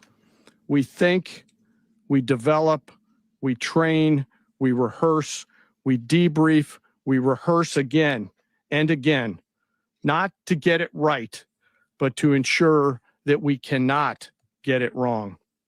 Our jobs are to integrate combat power so when the order comes, we can deliver overwhelming force at the time and the place of our choosing against any foe anywhere in the world.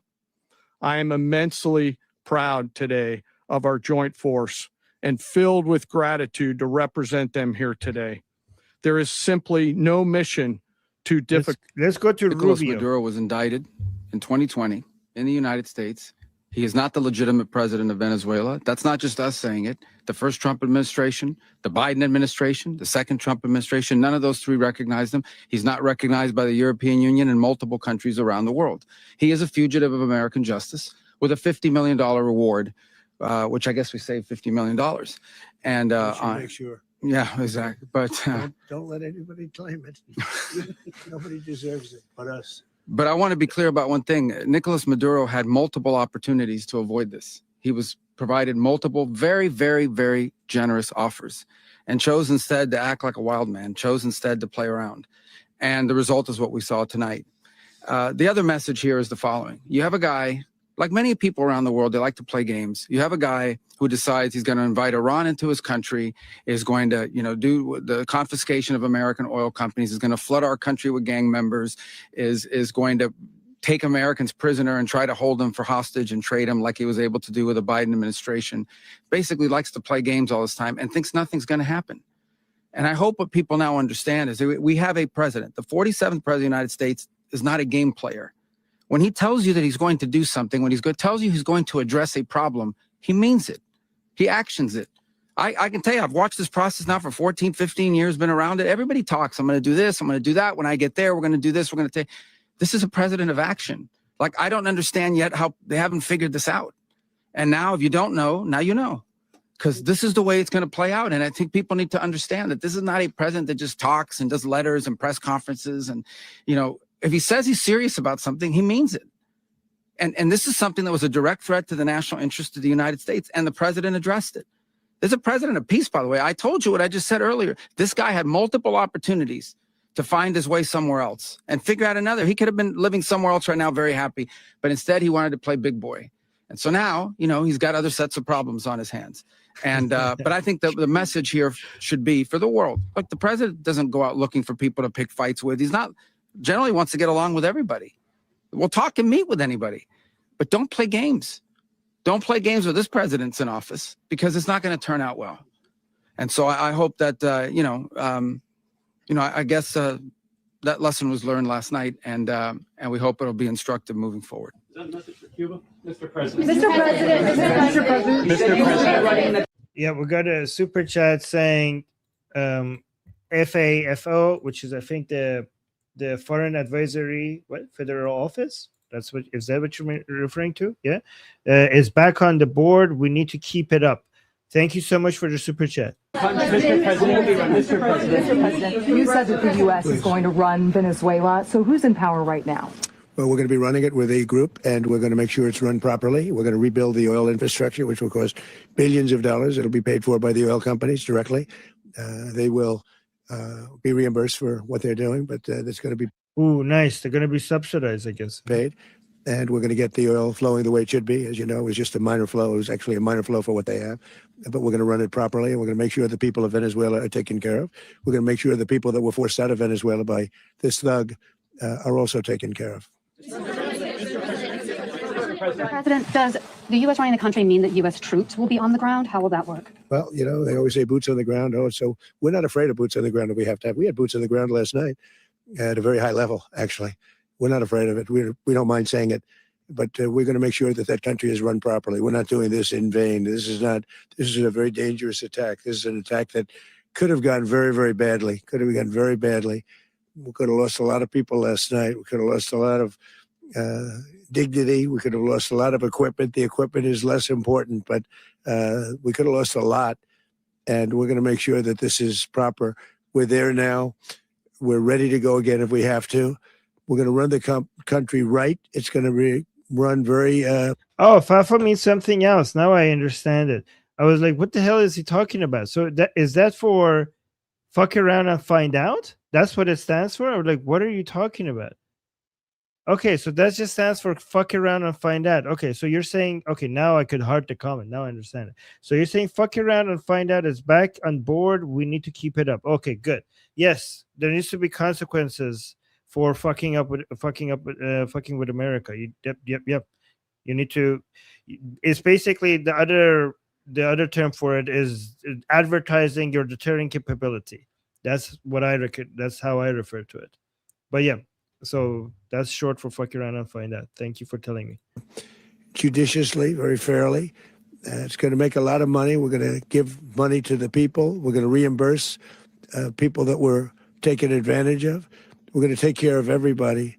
It's very important. We couldn't let them get away with it. You know, they stole our oil. Yeah, guys, sorry, I didn't know that. No, I wasn't joking. I actually didn't know what FAFO it was the short for. Built that whole industry there, and they just took it over like we were nothing. And we had a president that decided not to do anything about it. So we did something about it. We're late, but we did something about it. Yeah, please. Are you explaining the exact mechanism by which you're going to run the country? Are you going to designate a U.S. official to coordinate? Yes, it's all being done right now. We're designating people. We're talking to people. We're designating various people, and we're going to let you know who those people are. That would run Venezuela. Well, it's largely going to be for a period of time the people that are standing right behind me. We're going to be running it. We're going to be bringing it back. It's a dead. You know, I talk about a dead country. A year and a half ago, we were a dead country. Now we're the hottest country anywhere in the world. How are they going to run Venezuela? Has this what? A country doing better than any country anywhere in the world. That is going to be really hard to do. And it required leadership. Venezuela has a lot of bad people in there, a lot of bad people that shouldn't be leading. We're not going to take a chance that one of those people take over for Maduro. So you can look at, and others, we have fantastic people, including people in the military. So we're going to have a group of people running it until such time as it can be put back on track, make a lot of money for the people, and give people a great way of life, and also reimbursement for people in our country that were forced out of Venezuela. Rubio would be... You said earlier today that you weren't going to back Machado to come back and be the opposition leader in your Fox and Friends interview. And then you also mentioned the vice president of Venezuela. Are you going to work with the vice president of Venezuela, or how do you foresee the relationship going? I understand she was just sworn in, but she was, as you know, picked by Maduro. So Marco's working on that directly. He just had a conversation with her, and she's essentially willing to do what we think is necessary to. So Neil Bunny just sent me an article saying that Venezuelan vice president is in Russia. Did she run away to Russia? So she's in Russia. Make Venezuela great again. Very simple. Mr. President, so Colombian President Gustavo Petro, a couple weeks ago, you said he's got to watch his ass. And today he said he's not concerned about anything happening to him in the aftermath of this operation. So just what your message is about that. He has cocaine mills. He has... Wait, where, which country we're talking? Watch his ass. With her. And she's essentially willing to do what we think is necessary to make Venezuela great again. Very simple. Mr. President, so Colombian President Gustavo Petro, a couple weeks ago, you said he's got to watch his ass. And today he said he's not concerned about anything happening to him in the aftermath of this operation. So, well, Colombia is next. Just what your message is about that. He has cocaine mills. He has factories where he makes cocaine. And yeah, I think I stick by my first statement. He's making cocaine. They're sending it into the United States. So he does have to watch his ass. Oh my God. Oh my God. Let's go. Let's go. Colombia next, and then Cuba. Can we liberate Mexico from the drug cartels as well? Let's liberate Mexico from being a failed state. Mr. President, did you notify any members of Congress in advance? Marco, do you want to talk about that? Because you were involved in it. Sure. We called members of Congress immediately after. This was not the kind of mission that you can do congressional notification on. It was a trigger-based mission in which conditions had to be met night after night. We watched and monitored that for a number of days. So it's just simply not the kind of mission you can call people and say, hey, we may do this at some point in the next 15 days. But it's largely a law enforcement function. Remember, at the end of the day, at its core, this was an arrest of 2 indicted fugitives of American justice, and the Department of War supported the Department of Justice in that job. Now, there are broader policy implications here, but it's just not the kind of mission that you can pre-notify because it endangers the mission. Plus, if I could add one thing to that, Congress has a tendency to leak. This would not be good. If they leaked, General, I think it would have been maybe a very different result. But I have to say, they knew we were coming at some point. You know, we had a lot of ships out there. They sort of knew we were coming. We went there. But Congress will leak, and we don't want leakers. So somebody's saying, Armin, don't you think this is a continuation of colonialism and imperialism and the brutality of U.S. hegemony, interventionism? Devil's advocate. Well, imperialism and colonialism means that you go there and you rule over people against their will, and you do not let the people assume their own sovereignty. Like you force, but Maduro was doing that. Maduro was doing that to the Venezuelan people. If you go and remove somebody that is removing a people's sovereignty, and then the people become sovereign in that nation state, you're doing the opposite of imperialism. You're doing the opposite of colonialism, because imperialism means that you deny the agency and the sovereignty of a people living in somewhere, and you rule over them against their own desire. But if you remove somebody that is doing that to a people, and then the people get to get sovereignty and get their own right to their own self-determination, they get to determine their own destiny, and they choose their own representatives, then you're actually an anti-imperial force. In that sense, you're doing anti-imperialism, you're doing anti-colonialism. Let me know if that makes sense. President, you were one of the only people to watch this all play out live. What was Maduro doing when the U.S. forces entered what I assume would be his home? And also, was there any point where the U.S. was considering if Maduro pushed back or resisted killing Maduro? It could have happened. It could have happened. He was trying to get into a safe place. You know what a safe place is, all steel. And he wasn't able to make it to the door because our guys were so fast. They went through the opposition so fast, and there was a lot of opposition. You know, people, guys, they were so fast that he couldn't make it from his bed to his bunker. He was gonna go to his bunker and shut the door. Maduro ran from his bed to the bunker, and he was shutting the door, and then the Americans came in like, nah, no, you don't. They just stopped him from shutting the door, because they had all the tools with them to like basically open the door if he did shut the door, but they were so fast that he didn't get the chance to shut the door. They're like, no, you don't. And it was actually, that's why it ended up being so much faster. How fast did they have to act that he didn't even get to go into his bunker and close the door? That's impressive. We're wondering, do we get him by surprise? Sort of surprised, but they were waiting for something. It was a lot of opposition. There was a lot of gunfire. You saw some of it today. But he was trying to get to his safe place, which wasn't safe because we would have had the door blown up in about 47 seconds, they say on average, regardless of how thick the steel was. It was a very thick door. It was a very heavy door, but he was unable to get to that door. He made it to the door. He was unable to close it. Go ahead, finish. Where is Maduro going to be in the time being right now? Do you know his exact Well, whereabouts? eventually, ultimately, in the near future, he's going to be brought to New York. And where is he going to be held? Where is he going to be held in New York? Do you know? That's going to be up to the officials that do these things. Mr. President, the U.S. has something of a mixed track record of ousting dictators without necessarily a plan for what comes afterwards. Did that weigh on your decision? Well, that's why we had different presidents, but with me, that's not true. With me, we've had a perfect track record of winning we win a lot. And we win, if you look at Soleimani, you look at al-Baghdadi, you look at the Midnight Hammer. Midnight Hammer was incredible. Right now, you wouldn't have peace in the Middle East. We have essentially peace in the Middle East because of that. If we weren't successful with Midnight Hammer, you wouldn't have peace in the Middle East. So with me, you've had a lot of victory. You've had only victories. You've had no losses. Yeah. President, can you? How long do you expect the U.S. to run Venezuela, and how soon do you want Venezuelan people to hold elections? So I'd like to do it quickly, but it takes a period of time. We're rebuilding. We have to rebuild their whole infrastructure. The infrastructure is rotted. It's actually very dangerous. It's blow up territory. Oil is very dangerous. It's a very dangerous thing to take out of the ground. It can kill a lot of people. It has killed a lot of people doing just that. The infrastructure is old. It's rotted. Much of it is stuff that we put there 25 years ago, and we're going to be replacing it. And we're going to take a lot of money out so that we can take care of the country. Yeah. Are you saying that Secretary Rubio and Mr. President, China, Russia, and Iran have interests in Venezuela. How does this operation affect your relationships with them when it comes to the oil and drugs? And Russia, Russia, when we get things straightened out.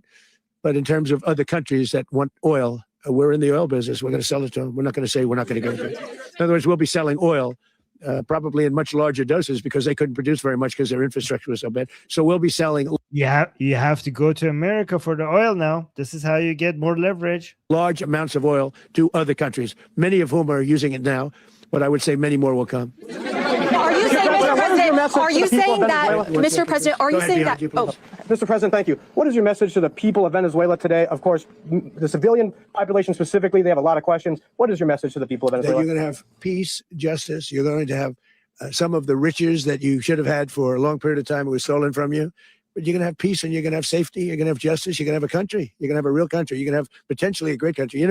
If you go back 20 years, maybe even a little longer ago, that was a great country and they destroyed it. Remember, I said that if we lose this election, the United States will be Venezuela on steroids. That's what would have happened.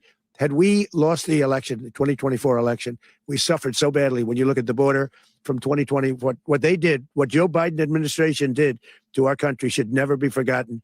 But if we had to go through another year of that, we would be exactly where Venezuela was in terms. I used to say, if they win, we're going to be Venezuela on steroids. And that's what would have happened. President, thank you. Are you saying that Secretary Hegseth and Rubio are going to be running Venezuela, and will you be sending in U.S. military troops to provide? Team that's working with the people of Venezuela to make sure that we have Venezuela right. Because for us to just leave, who's going to take over? I mean, there is nobody to take over. You have a vice president who's been appointed by Maduro, and right now she's the vice president, and she's, I guess, the president. She was sworn as president just a little while ago. She had a long conversation with Marco, and she said, "We'll do whatever you need." This is what I'm worried about. Imagine if they remove Khamenei and somebody from the Islamic Republic comes and says to Trump that we will do whatever you need, and instead of going with Pahlavi, they go with that guy, right? Because they're not, they're picking somebody from Maduro's government. It's quite gracious, but she really doesn't have a choice. We're going to have this done right. We're not going to just do this with Maduro, then leave like everybody else, leave and say, let it go to hell. If we just left, it has zero chance of ever coming back. We'll run it properly. We'll run it professionally. We'll have the greatest oil companies in the world go in and invest billions and billions of dollars and take out money, use that money in Venezuela.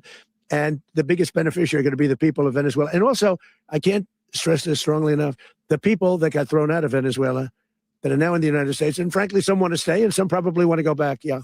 Being done to protect Americans in the country, and were any of the detained Americans? Well, right now they're very protected because nobody's going to mess with us. They're very protected. The people of, and we let them know that you better not touch one of them. Are you concerned that bad elements of the Maduro regime will remain in place? Well, we know who they are. We're on them, and they're acting much differently now than they would have acted 2 days ago. Okay, wait, behind you, please. Mr. President, why is running a country in South America America first? Well, I think it is because we want to surround ourselves with good neighbors. We want to surround ourselves with stability. We want to surround ourselves with energy. We have tremendous energy in that country. It's very important that we protect it. We need that for ourselves. We need that for the world. And we want to make sure we can protect it. Yes, sir. Please, go ahead. Is there a message here for Cuba and Diaz-Canel? Well, Cuba's an interesting case. Cuba is, not doing very well right now. That system has not been a very good one for Cuba. The people there have suffered for many, many years. And I think Cuba is going to be something we'll end up talking about because Cuba is a failing nation right now, very badly failing nation. And we want to help the people. It's very similar in the sense that we want to help the people in Cuba, but we want to also help the people that were forced out of Cuba and living in this country. Do you want to say something about that, Marco, please? Well, I mean, Cuba, I just gave you a statement a few minutes ago about, when the president speaks, you should take him seriously. So suffice it to say, Cuba is a disaster. It's run by incompetent, senile Let's go, men, Cuba and as well. in some cases, Colombia, not senile, but Cuba. incompetent nonetheless. It has no economy. It's a Mexico. total collapse. And by the way, they were, all of the guards that helped protect Maduro, this is well known, their whole spy agency, all that were full of Cubans. I mean, it's amazing. This poor island took over Venezuela in some cases. One of the biggest problems that Venezuelans have is they have to declare independence from Cuba. They tried to basically colonize it from a security standpoint. So, yeah, look, if I lived in Havana and I was in the government, I'd be concerned, at least a little bit. Canada. Well, the president already announced a week ago that anything that's sanctioned oil, it's not going to be allowed to get there. So that's a pre-existing. Mr. President. The answer is yes. Yes. Aware of the location of opposition leader Machado, and have you been in contact with her? No, Machado. we haven't. Mr. President, Mr. President, on Monday. I think it would be very tough for her to be the leader. She doesn't have the support within or the respect within the country. She's a very nice woman, but she doesn't have the respect to be the leader. Okay, so this is what I don't understand. She's saying Machado doesn't have the respect and the support needed in the country. She does. I just checked polling and votes. So guys, explain this to me, okay? Because Machado and her coalition command roughly 70% of the vote in the last election. And she consistently polls at similar approval ratings. She's widely viewed as a legitimate leader of the opposition and was recently awarded the Nobel Peace Prize. I don't know that, but how are you giving up away Machado and going with somebody from Maduro's government? Like, why not Machado? This is why, as an Iranian, I get worried, because he says that Machado has no support. And she has most of the support, and she has more support than anyone else. So can somebody explain to me what does this mean? Well, the U.S. ends up administrating Venezuela for years, Well, it won't cost us anything because the money coming out of the ground is very substantial. So it's not going to cost us anything. We will. Yeah, I know. School. Yeah, I know, guys. Our community call is starting in 3 minutes. So let's just go there. Thank you, guys. Let's just go there and continue this discussion over there. I just wanted to make sure we hear the Machado part, because that's the most, as an Iranian, that is the most worrying part. I appreciate everything that Trump is doing, and I appreciate removing of Maduro, and I appreciate his support for the Iranian people. But the fact that he's putting Machado aside, even though she has 70% support for somebody that is within the government of Maduro, makes me worried that if Trump helps the Iranian people, and then he based on that, he thinks that we owe him something and he wants to be involved in the transition, then he's going to deny the popularity of Prince Reza Pahlavi and go with somebody from the Islamic Republic's government. That's what I'm worried about. And this is why we need more Iranians in America to keep saying Prince Reza Pahlavi. And Americans, please tell your president that the right answer for Iran is Pahlavi. Please keep somehow like posting about it, do YouTube videos about it, tweet about it, just say, just introduce more Americans, talk to your representatives, ask them why they have not met with Pahlavi, do all of that, okay? And let me 2 minutes to our group discussion, guys. By the way, I keep putting the link to our group discussion in the chat. We're going to start our call. It's open to everybody. It's our public call, and everybody could join, and you could come and listen to us talk or give your own opinion. We got a super chat saying, well, what do you call the seizure of Venezuelan resources? They're not seizing it. They're buying the oil from Venezuelan people. They're buying it. The Venezuelan people will get paid for it. So it's not seizure. Leslie's saying, do you have to be on camera? No, if you come to our discussion group, you could turn off your microphone and camera and just listen, or you could open your microphone and speak without turning on your camera, or you could just use the chat, while other people talking, you could just use the side chat, okay? So by the way, come, Leslie, you should come because I want to hear your perspective. I want to listen to you because you had some disagreements with us. So I really would like to hear what you have to say. So guys, we're gonna go to our group discussion and we're done. Okay, good. All right, I'm Israel Chai, Javid Shah. See you next time. Bye. Make sure you like and subscribe and all of that thing. Okay, all of those things. Okay, bye.